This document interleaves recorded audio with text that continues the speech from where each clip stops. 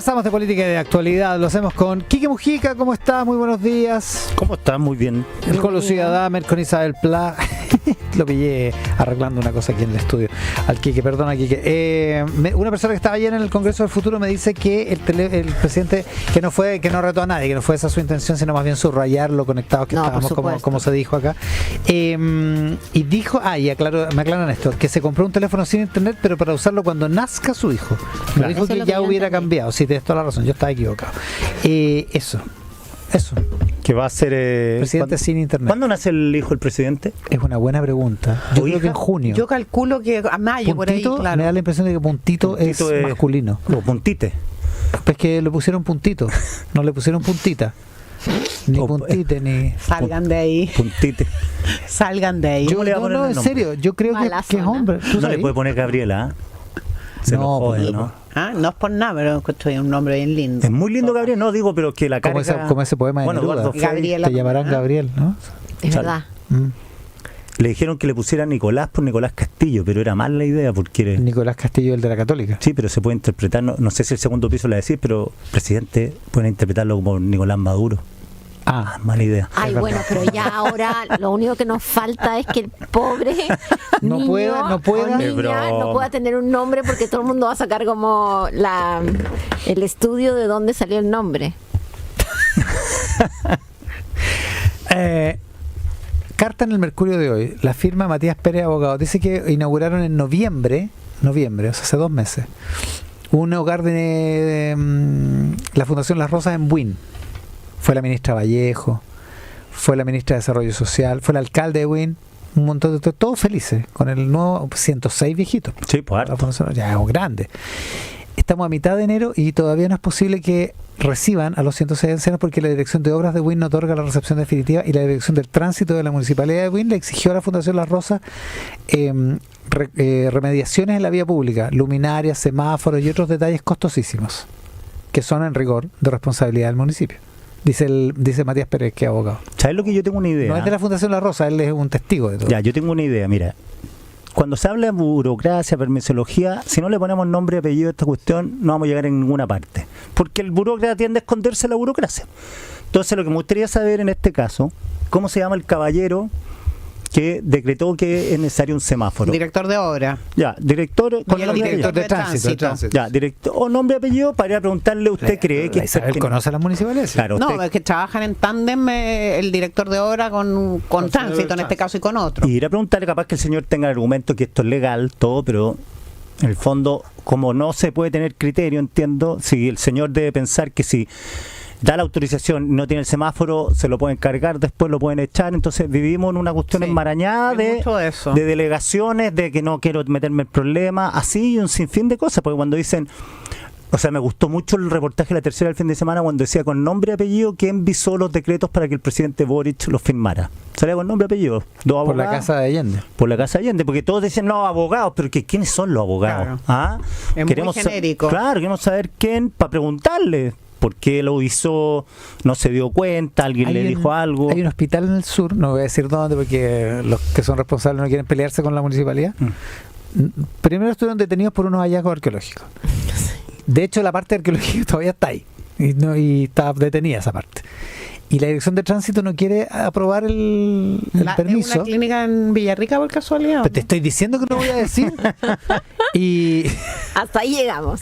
Y clínica pública, entre paréntesis. No, pero no es, sí, es público, pero no es en Villarrica. Y espérate, y la Dirección de Tránsito no quiere dar permiso porque faltan estacionamientos. Pero los estacionamientos, según el plano, según el diseño, están en la parte arqueológica. Entonces no pueden construir los estacionamientos porque está detenida la parte arqueológica. Y es un hospital. Ya, mira, pero yo tengo un punto. Isabel Pla. Mira, yo tengo un punto sobre, claro, la paralización de obras, muchas de ellas ya terminadas, ¿cierto? Que no pueden ponerse a disposición de sus clientes o de la comunidad. Y ahí uno a veces percibe como un enojo de repente de los alcaldes porque se les va a instalar algo, o de un seremi porque se le va, o sea, como que están enojados, como que es una molestia. Te fijo, como que es una molestia, o ya llegó este proyecto de mall, o va a llegar esta cuestión, esta desalinizadora, o en este caso un hogar de ancianos, en fin. Y yo creo que uno de los principales desafíos que tenemos en el país cuando hablamos sobre todo de delincuencia y de seguridad. Yo estoy viendo que ahí cerquita de Wynn, en Peñaflor, estoy viendo esta noticia dramática que anoche balearon a un niño de 11 años que estaba en un partido de fútbol. Entonces, uno de los desafíos más importantes es ocupar el espacio público, es poblar las comunidades de instituciones, de hospitales, de colegios, de malls, de centros culturales. O sea, es una manera de ir quitándole espacio público y como facilidades para que operen las barras bravas, las bandas de criminales. Entonces, ¿qué es lo que me falta a mí? A mí me falta como un sentido superior, ¿cierto?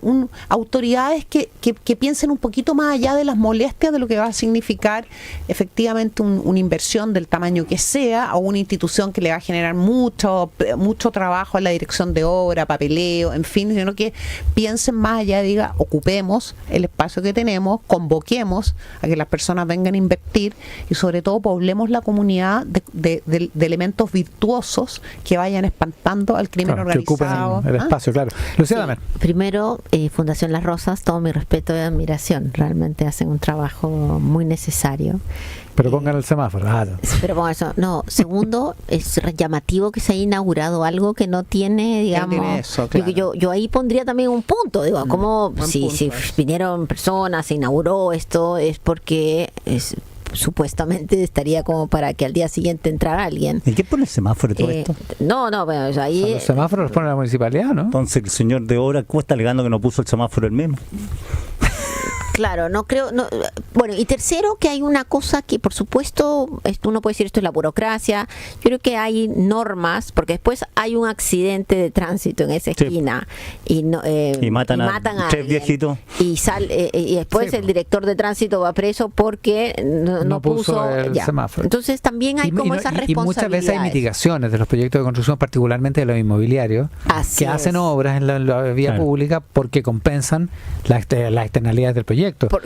Por ejemplo, ahora, en este caso probablemente más gente, más estacionamiento. Ahora, esto es un instituto sin fines de lucro en todo caso. Exactamente. Yo creo que ahí lo que hay que pensar es cómo uno avanza en mecanismos que, por supuesto, mantengan niveles de regulación que son los mínimos para tener una ciudad vivible, pacífica, etcétera, pero que luego avancen en este tipo de proyectos principalmente con soluciones.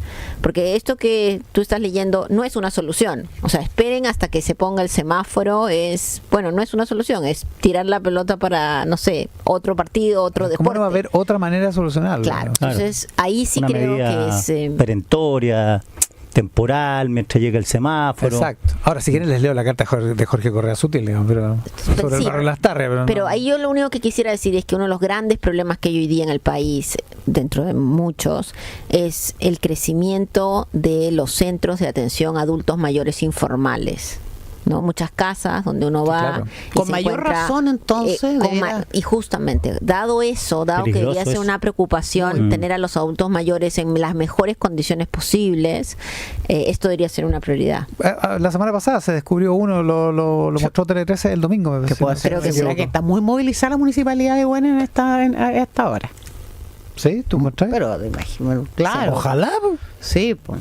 Sí, de repente son cosas que, de repente son decisiones que el alcalde, por ejemplo, conoce y se entera literalmente por la prensa. Vino el ministro de Educación más temprano acá al programa, dice que el problema no es que los liceos llamados emblemáticos, que es una palabra que Ascanio Cavallo detesta, gran columna, por eso lo cito. Columna, dura. Dice que el problema no es el rendimiento de los liceos de excelencia, sino que es la brecha que hay entre la educación pública y la educación privada que se mantiene, y que básicamente él cree que el daño de los así llamados liceos de excelencia está dado por la violencia que se ha generado en sus comunidades, pero es que si tomas los promedios en grupos de alumnos, los alumnos más destacados de cada colegio, en una cantidad similar para colegios, los puntajes son homologables, incluso superiores, en el caso, por ejemplo, del Instituto Nacional.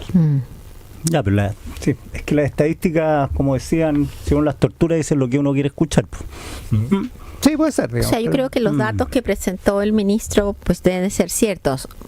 Luego, por supuesto, base, digamos, sí, estaríamos ya en otro caso, pero son ciertos, evidentemente hay un deterioro de la calidad y sobre todo un deterioro de la opción de la ciudadanía para estar en esos colegios, que antes eran colegios donde había, digamos, listas de espera, y eso escuché al ministro con mucha atención decir que lo que quería era erradicar la violencia en las escuelas, ¿no? Me pareció un interesante concepto, porque eso requiere de una inversión de muy largo plazo y tal. Ahora, lo que sí creo que el ministro pone énfasis en algo que es cierto es que para mejorar la educación pública o para mejorar la educación en el país en su totalidad hay múltiples otros factores. Evidentemente es muy difícil poner a competir a un alumno que tiene, y todos vimos, por más del esfuerzo gigante que ha puesto el Estado en este gobierno, el anterior, etcétera, en mejorar, por ejemplo, la infraestructura del INBA, es imposible compararla con muchos colegios privados, ¿no? En términos de lo que los niños tienen acceso, o sea, hay muchas cosas donde esa diferencia es bastante notable, pero eso es un elemento más dentro de un menú de dificultades que ha enfrentado la educación y que sigue enfrentando la educación en el país hace mucho tiempo. Isabel. Yo mira, sinceramente, en varias áreas, pero particularmente en educación, a mí me llama la atención y entonces irrita un poco la persistente negativa, particularmente del Frente Amplio, de reconocer, ¿cierto?, que las malas ideas que impulsaron en educación han dado lugar a malos resultados, o a lo menos, si lo quieres mirar si quieres tener una mirada un poquito más condescendiente, no los resultados que ese mundo dijo que las reformas impulsadas entre el 2014 y el 2018 iban a tener. Mira, vamos desmenuzando, como dice la Cote Nodón. Aquí podríamos estar hablando de este tema toda la mañana, pero en dos áreas que creo que son súper importantes. Primero, calidad de la educación, porque para eso eran las reformas de educación que se impulsaron en Bachelet 2. Ninguna de esas reformas apuntaba a la calidad de la educación y está a la vista. Una tenía que ver con el fin del lucro. No sé cuál es la relación. O sea, asociando el lucro a la mala calidad. La otra tenía que ver con la no selección, y está demostrado, ¿cierto?, que la selección no es la que impactaba la calidad de la educación, y la otra era, ¿verdad?, toda esta venta de los colegios. ¿Te acuerdas que no se permitía que se arrendaran? Toda la regulación para los colegios subvencionados lo que hizo fue ahogar la educación subvencionada, que a mi juicio estaba prestando, ¿cierto?, una oportunidad muy importante a miles y miles de familias, particularmente de clase media. Segundo tema, violencia en los colegios. Yo creo que es malo que nos olvidemos que esa fue la izquierda, especialmente a partir del 2011, que avaló, respaldó, romantizó la violencia en los colegios. Es la izquierda, ¿cierto?, que criticó persistentemente la ley de aula segura, tanto así que la exalcaldesa de Santiago, entiendo que dispuso, ¿cierto?, a los rectores de su colegio que esa ley no se aplicara. Entonces, hagámonos cargo, uno, de haber desaprovechado la oportunidad de haber impulsado un paquete de reformas inteligentes, respaldadas en la evidencia y en la experiencia y no en las consignas, que no se hizo. Al contrario, se hicieron reformas que no tuvieron nada que ver con la calidad de la educación. Y hagámonos cargo que cuando uno respalda acciones violentas, aunque sea de adolescentes, nunca sale gratis y cuesta mucho después romper esa cadena. Entonces, si no se hacen cargo de eso, yo entiendo que siendo ministro es difícil, ¿cierto?, reconocerlo, pero a mí me preocupa, y a muchos nos preocupa, que cuando el oficialismo vuelva a ser oposición, que puede ser en 1 año más, en 5 años más, o cuando la ciudadanía así lo decida, como hemos dicho acá, ¿cierto?, van a persistir nuevamente en esas malas ideas a propósito de educación, que lo que podrían hacer es entorpecer la posibilidad de mejorar lo que hay, o sea, perfeccionar lo que hay, tratar de ir resolviendo los nudos que dejaron esas reformas, y van a persistir en otras reformas que vayan incluso más allá de sus ideas equivocadas. Ahora, sí, yo activo un problema. Si es la derecha la que gana en la próxima elección, me imagino que el análisis y la evaluación que se hace ya está más o menos pública, que ha sido pésima las reformas de Bachelet en educación, eso es lo que dice la derecha. Van a tratar de volver atrás, porque si van a tratar de volver atrás, digo, es una opción legítima, pero esta cuestión se va a entrampar de nuevo en una discusión ideológica, y la calidad de la educación va a seguir en el baúl de los recuerdos. Digo, ya, no más SLEP, y se armó una estructura para lo de SLEP. Entonces digo, no, echar todo eso para atrás es imposible. No, mira, yo he hablado he tenido la posibilidad, a lo mejor voy a ser infidente, pero he tenido la posibilidad, tengo harta relación con Raúl Figueroa, y con parte del equipo, Ex ministro de Educación. ex ministro y Está varias. trabajando con Evelyn Matei, ¿no? Sí, Ya. y hay varias mujeres ¿por eso lo has visto? especialistas. No, siempre he tenido ¿Quiénes muy buena más relación están? con Raúl Figueroa. Ah, ya. No, pero hay varias mujeres que desde que son mujeres que están vinculadas al mundo de la educación y tenemos la posibilidad de hablar harto. Y para Raúl me dice que sería un error, ¿cierto? Instalar esta idea como gran proyecto de educación de un próximo gobierno, volver atrás. O sea, A municipalizar. No, Ya. Raúl reconoce, ¿cierto?, las falencias de la educación pública, especialmente antes de toda esa reforma. La diferencia es que él hubiera impulsado otras reformas, ¿cierto?, distintas a las que se impulsaron. Entonces hay claridad en el sentido de que un programa de gobierno, un proyecto político nunca puede ser volver a algo. O sea, todos los verbos pretéritos para mí son malos para la política, especialmente en un mundo y en un país que está cambiando con tanto dinamismo. No, en ese sentido no te puedo decir exactamente cuáles son los lineamientos. Será Raúl o quienes estén en ese equipo, la propia Evelyn Matei, en el caso de esa candidatura, las que Claro, pero no, dirán no, en su momento. la idea no es hacer tabla rasa, digamos, ¿no? La No, nostalgia, o sea, el imposible. conservador nostálgico, por favor, no, porque esa cuestión ha resultado Que mal. Yo No, estaba y- pensando, por ejemplo, en municipios que tenían buenos rendimientos. Ahora eso lo es Dejárselo. sí, pues evidente. Claro, y ir a rescatar a los municipios que tienen malos rendimientos. El SLEP, claro, tendría que estar concebido justamente para aquella municipalidad, agrupación de municipalidades que no tienen las capacidades ni las ganas tampoco de gestionar la educación, porque hay buenos resultados, no cabe duda. Lucía. Sí, a ver, ir para atrás encuentro que es imposible porque además hay una estructura del Estado que se ha consolidado para esto. Evidentemente hay cosas que también hay un dinamismo en el sistema educativo que tiene que ser tomado en cuenta. Creo sí que muchas de las reformas que se hicieron estaban basadas en diagnósticos donde sí había empresas que se dedicaban a tener colegios que no tenían bibliotecas, que tenían profesores como por hora, que Ya, no pero tenían una corrijamos vinculación. eso. Bueno, por eso digo, en ese diagnóstico de colegios que no tienen modelo educativo, con todos esos problemas, porque no es que venimos de educación nivel Finlandia y hoy día estamos en educación pésima. No, el sistema en general viene muy mal hace muchos años y hemos gobernado unos y otros, todos. Entonces, al haber gobernado todos, no hemos podido solucionar este problema, ni con medidas A, ni con medidas B, ni con medidas en el medio entre A y B. Entonces, sí estoy de acuerdo con lo que dices, Quique, que lo peor que nos podría pasar es que la agenda educacional sea una agenda legislativa. ¿No? O sea, lo peor que nos podría pasar es agarrar y decir, bueno, lo que vamos a hacer es tirar 20 leyes para ver cómo resolvemos el problema de la educación, porque y eso me parece que es una pulsión que hay en la política hoy, que como se torna tan difícil hacer los cambios, la negociación con los alcaldes, esto que suena tan fácil de decir, bueno, los alcaldes que les va bien, dejemos en los colegios, los que no, la línea para tomar la decisión de quiénes les va bien, quiénes no les va bien, te llaman, o sea, y hay todas esas cosas de la gestión propia. Se torna tan complejo que, entre comillas, la pulsión que hay es agarrar y decir, ya, vamos a tirar 10 leyes y nos vamos a pasar 4 años Pero si discutiendo. tienen que preocuparse la calidad. Bueno, por eso. La Me contaba calidad. Mira, mira, Y me por contaba eso yo una creo que niña, hay una- posibilidades de preocuparse por la calidad, mirando estos desafíos de los que hemos hablado previamente en la educación pública, asegurando también cómo la educación subvencionada no se convierte en un espacio que no genera más educación, sino que lo que hace es consolida capacidades de los jóvenes y de los niños para poder avanzar en su desarrollo personal y profesional. Mira, me contaba, voy a recomendar después una fundación, Patio Vivo, que está experta en educación, y ellos se ganaron un premio en Finlandia ahora y viene llegando a Finlandia. Me contaba que tuvieron una baja en PISA.